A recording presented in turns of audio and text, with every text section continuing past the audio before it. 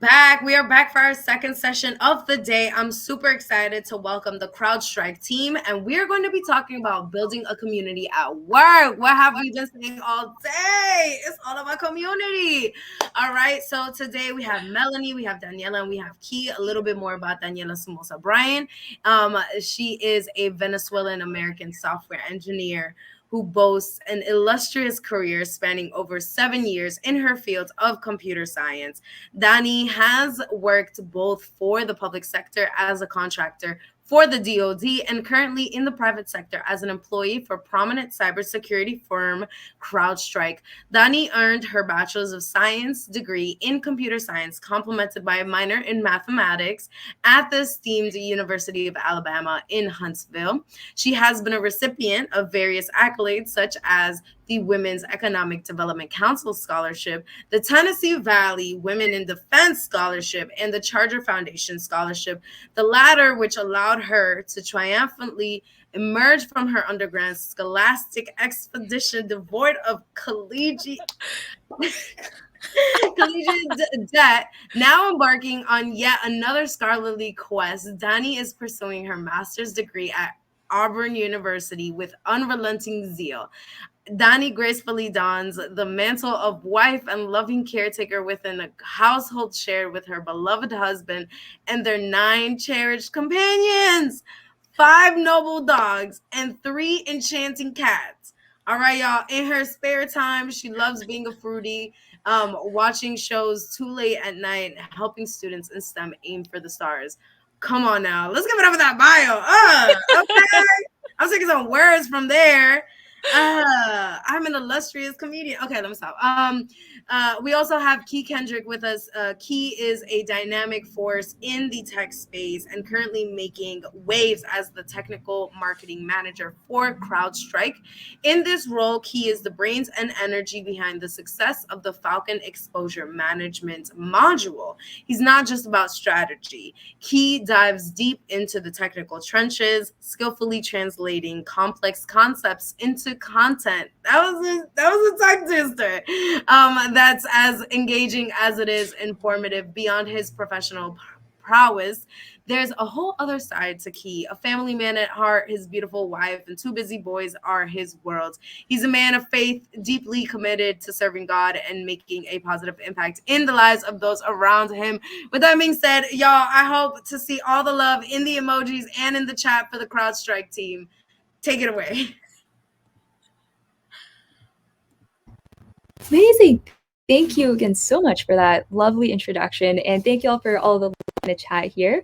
For those y'all who haven't met me, my name is Melanie. I use she, her pronoun, and I'm a campus recruiter on Crowdstrike University recruiting team. I'll just be a fly on the wall for today, but to get us started, actually, I am going to share a little fun commercial that Crowdstrike has put together for our 2023 Super Bowl. So I'm going to go ahead and share my screen that way. We can see this together. And just give me a second here. Woo. All right. So here we go. Boys!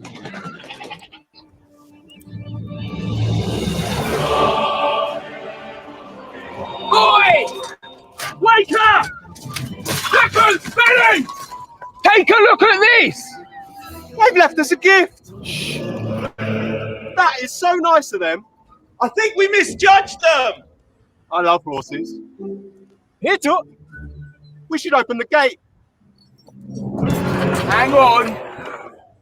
Let's see what Charlotte thinks. Charlotte!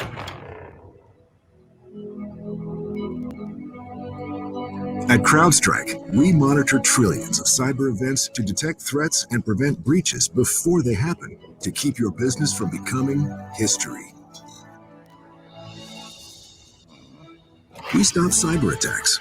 We stop breaches. We stop a lot of bad things from happening. Crowdstrike, protection that powers you. Ooh. All right. Well, now I have a little bit more context into who we are as Crowdstrike. Just saw a comment, seems legit. Y'all are funny out here. So Crowdstrike, we are out here stopping breaches. And I'm going to share my screen again because we want to talk a little bit more about who we are as Crowdstrike before we hop into the meat and potatoes of today. today's topic, which is building community. We can't build community without knowing who we are first. And so I actually have a little QR code for y'all to check in here. That way we can continue to stay in touch because, again, what's a community without a little bit of networking? I'll also drop a link to this QR code at the end of today's chat again. So in case if you miss it during these 30 seconds or so here, don't worry, we're going to be able to reconnect afterwards. And so with that, I'm going to hop into our agenda for today, which is really brief. We're just going to chat about first of all, who we are. We're going to start with some introductions before going into who CrowdStrike is and what we do. And then we're going to head into what it's like to build a community here at CrowdStrike. And so I know that y'all have already got a brief introduction of us, but I just wanted to welcome back Danny and Key to the stage here. Again, my name is Melanie. I'm a campus recruiter, but I'll go ahead and let Danny and Key introduce themselves really quickly, that we have a little bit more insight into who they are and what they do here. Do you want me to go first? Oh, yes, go ahead, Danny. Okay.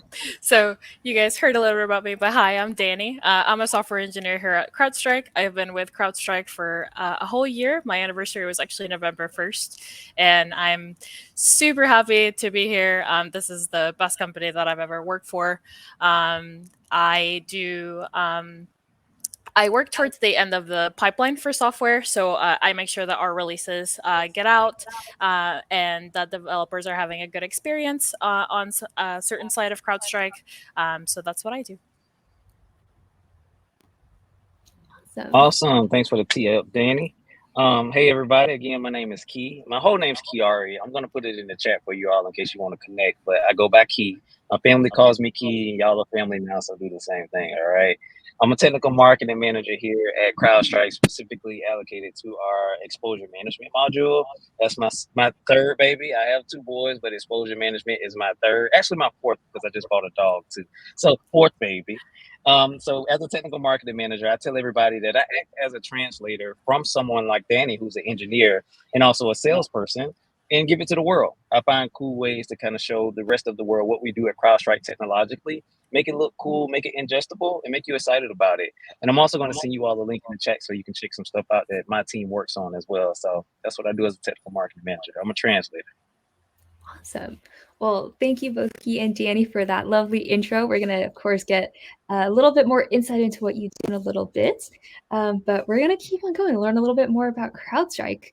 So who we are. I know y'all just saw that commercial. We are out here stopping breaches, and we do it all over the world. We have, honestly, at this point, just under 8,000 CrowdStrikers, and we have 28 global offices. So I know y'all are representing a lot of different universities across the US today. And so chances are you're probably going to find yourself near either a CrowdStrike office or even a hub of CrowdStrikers. I'm myself based out in the Bay Area, so about an hour south of San Francisco. So shout out to any of my Bay Area babies out here in the chat. But we are also a remote first company. So wherever you are, we want to make sure that you're able to have that flexibility to work where you work best. And so with that, we like to say that we don't have a mission, rather we are on a mission. And that mission is to stop breaches. So our motto, we stop breaches, that's what we do. It's our bread and butter. And I like to think that we do it pretty well here. But aside from all the technical things within the cybersecurity realm, we also like to do it with our core values here, which is a lot of focusing more on that softer side here. And so we do this with our three core values, which is being fanatical about the customer, being relentlessly focused on innovation, and the idea that limitless passion creates unlimited potential.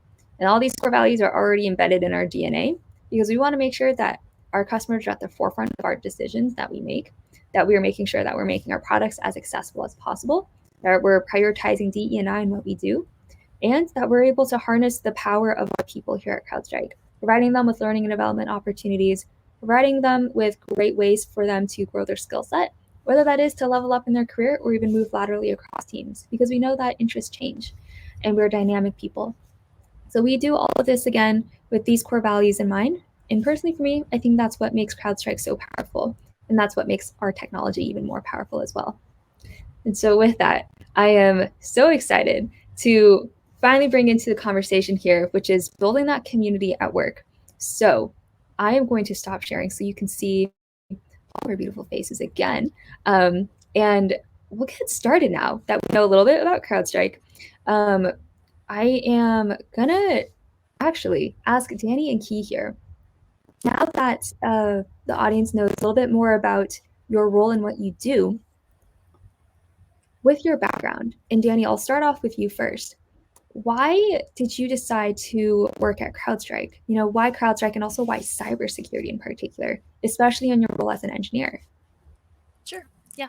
So part of the reason that I decided to apply in cybersecurity is because my previous job, as I mentioned, I was a contractor for the DoD for a long time. But once I was ready to move on from the public sector, I started looking into private sector jobs. And I actually cold applied on LinkedIn to CrowdStrike. So it is very possible to get a job, even if you do cold apply on LinkedIn, you don't have any recommendations or anything. I am definitely an example of that. I just happened to see that CrowdStrike was hiring for a DevOps engineer, which is the last job that I had held before CrowdStrike. Had been a DevOps engineer for a whole year, so that was where my skill set kind of was. And so I decided to, continue pursuing that because it was something that I really liked. And then all of a sudden I got a call from them and they were like, hey, come interview. And it was absolutely amazing. It took me a whole month. I did 5 interviews with CrowdStrike, but through every single one, it was completely worth it. I got to meet my whole entire team before I ever came on because they were in my interviews. My boss, he's very much we hire people for our team. We don't just hire to fulfill a position. He wants to make sure that all of us are going to get along and that all of us are in a good group.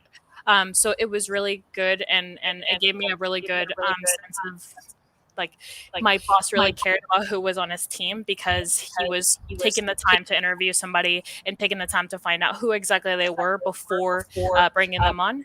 And it's been nothing but great, and I have zero regrets about coming here.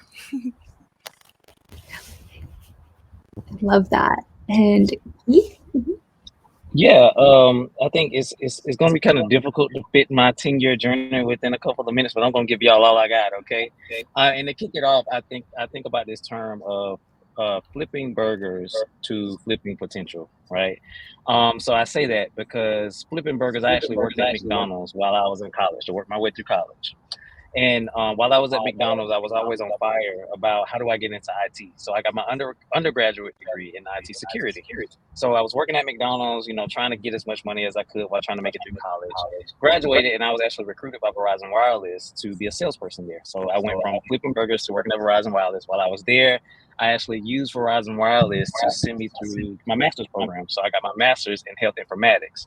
So I got my undergrad in IT security and my postgrad in IT health informatics so that I would be flexible. So I said, hey, if one doesn't work, one of these are going to work out for me in the future. And long and behold, I started working for IBM on an internship. I left my full-time job at Verizon Wireless on a chance. I went to IBM on an internship. If it didn't work out, I was done for. But it all worked out. It panned out. I got a full-time job at IBM as a technical salesperson. So I started to work in the federal space, as a matter of fact, Danny. So I was up in DC a lot, working with organizations like the DoD and the USPS. And I didn't really care for it. I didn't really care for technical sales because I'm the type of person that if I want to sell you something, I really want you to buy the value of it. I want you to believe in it. I don't want to force it on you. So it was a contradiction to my personality type. So in essence, even though I didn't care for the job, I still wanted to be excited about it. So I found a way to be creative. And I started to make these videos on YouTube that went about talking about IBM products. And one of the CrowdStrikers saw one of my videos and recruited me. They said she saw my videos and she was like, I have to have you. How do we get you over at CrowdStrike? So of course we talked about it a little bit, and I was pulled over to CrowdStrike from I would say I was acquired from IBM into CrowdStrike. And it's been a beautiful journey. I've been at CrowdStrike as of 2 years as of yesterday. So I took a chance. That chance went from going from McDonald's all the way to CrowdStrike, and CrowdStrike has truly been an organization that has changed my life, not just for me, for my wife, for my kids, and for my opportunity and my potential. So I just want to say that as a means of saying, hey, the transition can be long, but it's always worth it when you pick CrowdStrike. So that's a shameless plug.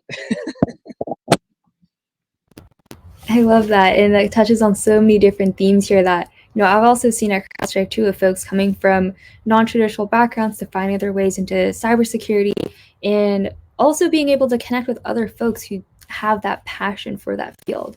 And that leads me to my next question for you all, and kind of merging this with some of the questions that I've seen in the Q&A already. So combining these two questions here, so it's kind of like an amalgamation. But how are you able to build those long-term relationships with your coworkers? And with that, are there any things that you think that people forget about when it comes to building community, whether that is from the perspective of somebody who is starting new at a company, or maybe somebody from a non-traditional background? How are you able to, find your people within this space? I'll give you all a second to think about it, because we know that, it's definitely something we want to marinate on first. So Danny, Key, whenever y'all are ready. Oh, it's ladies first with me, Danny. So be ready. You got it. Okay, sure. So for me, I'll give the example of me transitioning to this job. So full disclosure, I was let go from my last job. It was actually I was quoted as a culture fit issue. It was yeah. So it like me being as boisterous as I am, and being in a lead role, it just wasn't I wasn't in the right place. They were very condescending. They would, make me jump through a million hoops just to do the same things that other people in my same position were doing. So I started speaking out about it, and I started saying something is happening, because you're judging me not based on the quality of my work. You're judging me on other things. And then when I started raising those flags, I was unfortunately let go. So when I started looking for new jobs, I started looking for the right job, not just any job. I finally was like, I've had enough. I've had enough of being treated like I'm less than what I am. I want a company that's going to judge me exactly for what I do right here, and the quality of my engineering work, not for like what I look like, who I am, anything like that. And that was something that I very much stressed when I was going into my interviews with Crowdstrike. Is I was like, I'm here to find the right job. I'm here for to figure out whether you're going to judge me, based on my engineering work, based on everything that I've done.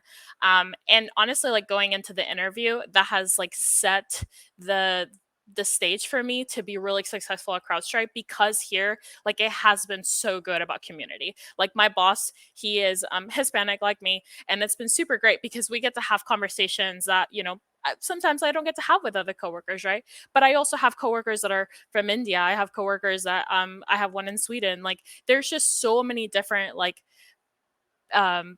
backgrounds that come and are able to come together and really work together and stuff like that. So I feel like the community that I'm building, it's more about just respecting each other, and really just saying, hey, like I've been judged like in my past, so I'm a little sensitive to some kind of things, but being able to have those conversations and being able to just say like, hey, like I'm not quite getting this, could you help me? And at CrowdStrike, it's very much we say one team one fight, like all the time, every day, every single day. There's like one team, one fight. Something's wrong. It isn't, what did you do? What, you have to go fix this. It's a, hey, let's go fix it. Hey, let's go and figure out what the problem is so that we can just, fix it and then move on, right? So yeah, so like building a community has been just being able to trust my coworkers and being able to finally be in a place where I'm valued for who I am. So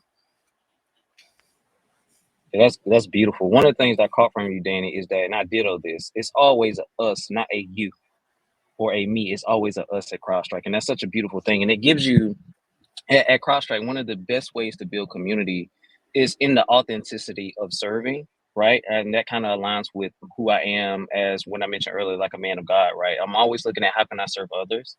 And at CrowdStrike, when you serve others with your best potential and the best thing you bring to the table, it's so fruitful for the entirety of the culture. And people see that, right? Like even from this call, I know I can reach out to Danny and get authenticity now. And that's a part of community. We're connected now just based on her bringing her best self to her job. In that, I think one of the strategic ways to build community at CrowdStrike, again, is not just showing authenticity, but also showing your willingness to lend a hand and understand that if you don't know it, that's okay. Just from people understanding that you want to learn it and you grow with it, they'll stand beside you. They will advocate for you in rooms that you didn't know you needed to be in. yes. Right. And I have a great example of that. Just this past Falcon, we had every keynote, we have a keynote that where we release new products and things like that. And for the past 2 years, you're talking about a young African American man who came from a small town that has 2 stoplights, that now has 2 keynotes in my back pocket with demo videos in it. Right. And I didn't have that confidence. But that culture, that willingness for me to do that came from me having individuals who saw my work, they knew my authenticity, and they knew I came to serve. And Oh, I think you muted yourself on accident. sorry, thank you, Danny. Talk about community. Come on, Danny. um, Talking about that community piece, other individuals advocating for me has even translated to these new demo videos that we're creating at Crowdstrike, where we want to show you all what we do from a technological standpoint. So again, culture just equates to so many different things: your work ethic, your authenticity, and that's how we build it here. So definitely one team, one fight.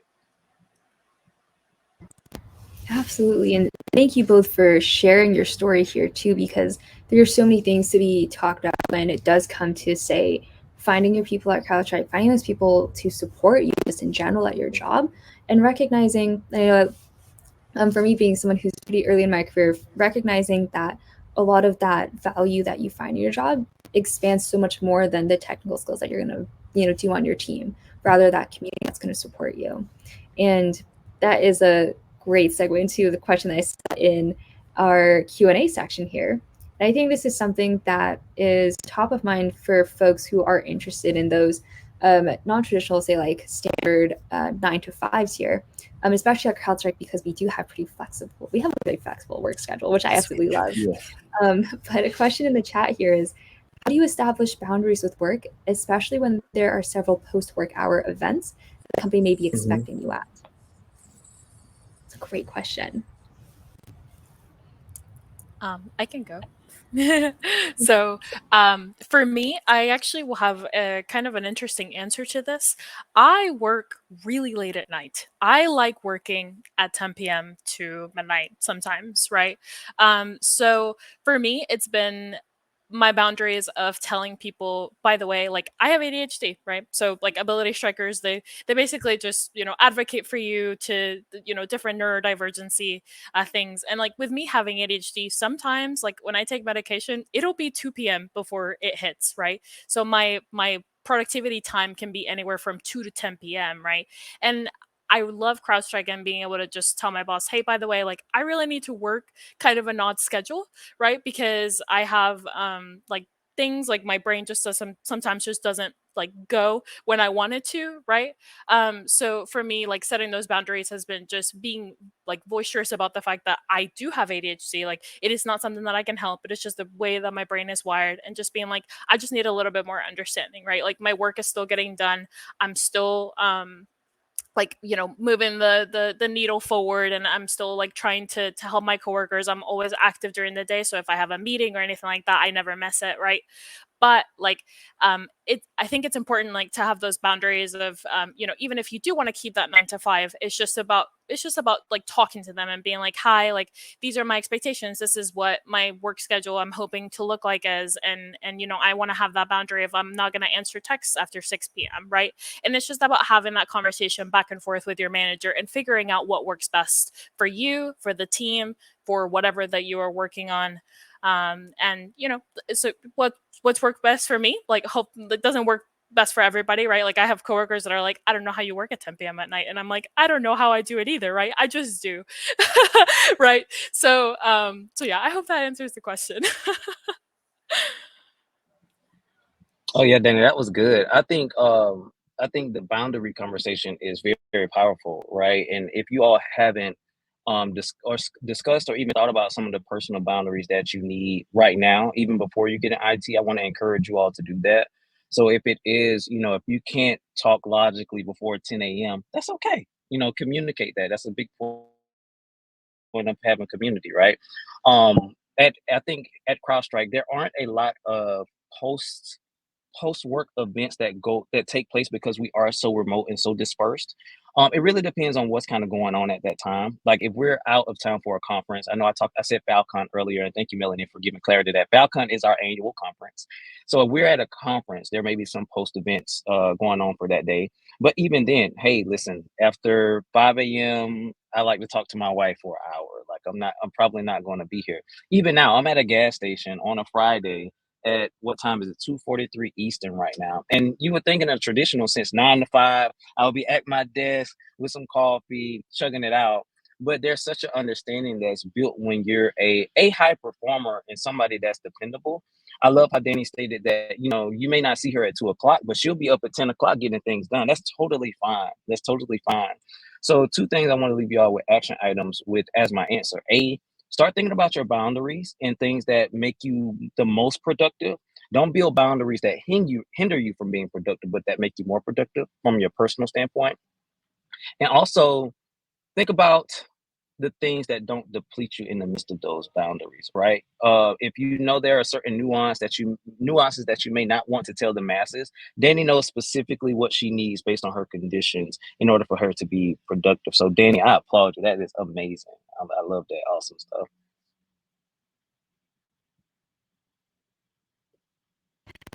Amazing. Thank you both so much again for sharing that. And Key, definitely some really wonderful words of wisdom there that I wish that I was able to learn more about myself when I was, earlier on in my college career, and being able to take that time to learn more about myself rather than feeling like I have to be able to adjust my lifestyle to a 9 to 5, even though I know that's not for me. So thank you so much. Yes, boundaries are incredibly important. And with that, I mean, you bring up such a funny point. I had clearly had no idea that you were at a gas station because of these lovely backgrounds here, but you bring up such a wonderful example of remote work and how we're able to essentially work where we work best, because work comes after our life. Right? Life doesn't come after work here.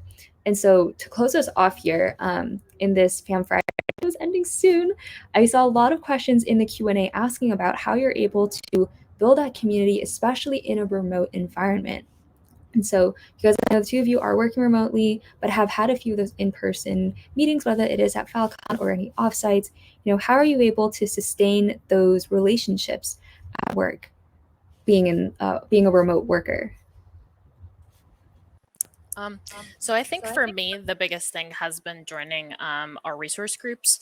And the resource groups are there to basically help you find other people at CrowdStrike that look like you, think the same way as you.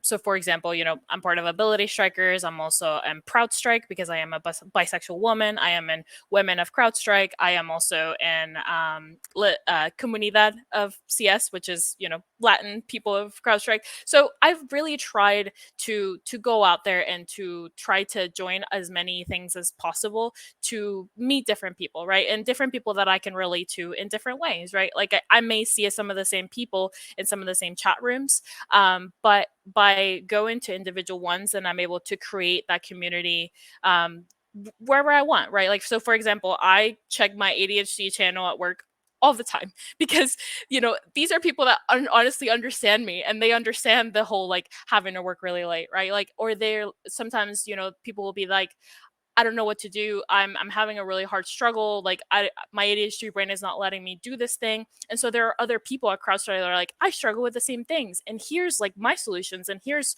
what I've decided that I wanted to do. Right. And it's been so helpful for my work. Like I feel like I have improved so much as a person and as a professional just by reaching out and having like every other week we have coffee chats with ADHD, right? And it's just like people that are able to just talk and say, these are all my struggles at work, but it is okay. Like they understand and they're aware of it, and actually like they celebrate you, right? Like they wouldn't have these resource groups if they weren't celebrating that diversity, if they didn't want like lots of neurodivergent people, if they didn't want people of different backgrounds and races and just everything. So I think like my biggest thing with that I'll leave you with is make sure that when you're finding a job, you're finding a job that is going to celebrate you, that is going to have that ability to connect with people that are the same as you and different than you, so that you can grow as a person. And it's just, yeah, I just cannot recommend it enough. When I came here and I saw just how diverse everybody is, it's been just a breath of fresh air to everything I've ever had. Hey, Danny, I think we're working on a bonus. We're advocating for CS. I love it. Yeah. Here's my shameless plug. Right, exactly. We got a lot of referrals coming. I know we're tight on time, so I'll keep mine concise. Thank you, Danny. That's amazing. I will just say thank you.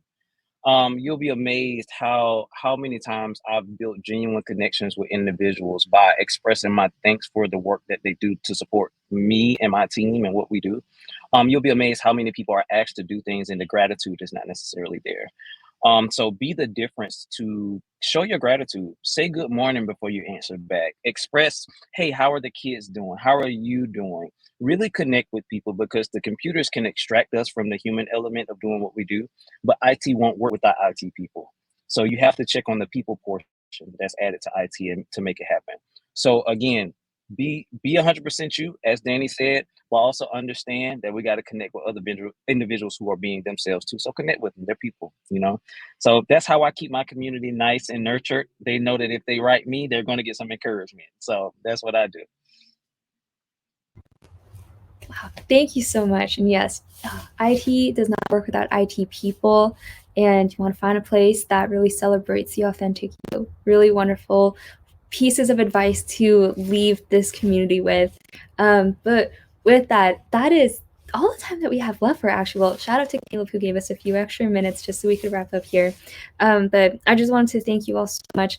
First of all, thank you, Danny and Key, for your time and for being authentic here, being so authentically you. And I know that's in every meeting that I've been with, the two of you, you've been so wonderful and have shared that kindness and extended that grace to me. And so I can say firsthand for all the students here, this is just how they are. This is the community at Crowdstrike. This is a little snippet that y'all got to see here. And so this is the real Crowdstrike. And we hope that everything we said here resonates with you, and we are rooting for you to be able to find a place where you feel comfortable showing your authentic self. With that, I see that Michelle Adana is back here, so I'll pass the mic over back to you to close us off. Yes, thank you so much, Melanie, Key, and Danny. I want to see all the love in the emojis and the chat, please and thank you.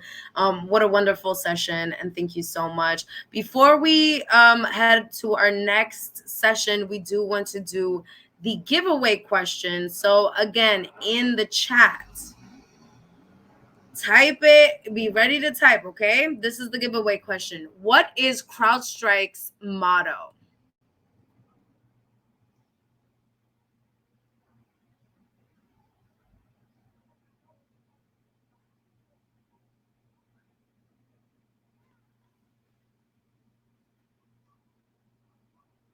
Yo.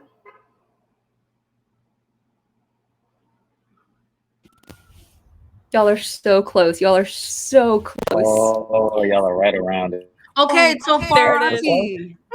There it is. So Ferrari. Okay, congrats. That was a good one. They usually are like 20 people there, but we had to work our way there. All right, thank you so much again to the CrowdStrike team. Again, let's see all the love, all the emojis, and I hope you're getting all of this. Thank you so much for spending time with us today at our Fam Friday, and have an amazing weekend. You too. Thank Thank you so y'all. much. Yes, make sure to connect with folks through the sessions as well. We are going to go ahead and transition into 15 minutes. Well, honestly, we're a shortened amount of time for roundtables in the lounge space. And at 3 p.m., we are going to have a color stack student panel. So you're going to definitely want to tune in for that one. Y'all, I will see you at 3 p.m. again.